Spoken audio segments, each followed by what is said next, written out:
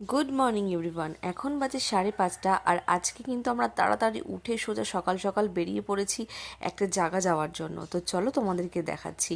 টোটো বুক করে সোজা চলে এসেছি আমরা মন্দিরে, মানে গঙ্গাতে।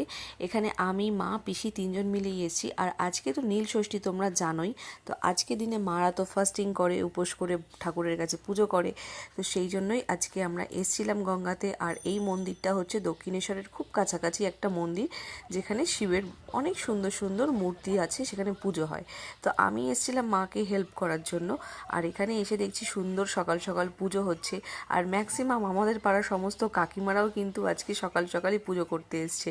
এই গরমে তাছাড়া কোনো উপায় নেই, তাই সকাল সকাল আমরাও চলে এসেছিলাম। তারপর এই যে এখানে আমার পিসি পুজো করতে যাচ্ছিল, আর আমার মায়ের অলরেডি পুজো সারা হয়ে গেছিলো। দুজনের পুজোটা কমপ্লিট হয়ে যাওয়ার পর আমরা আবার সেই টোটোটা করেই বাড়ি ফিরে আসি। যদি তোমাদের আজকের ভিডিওটা ভালো লাগে তাহলে অবশ্যই লাইক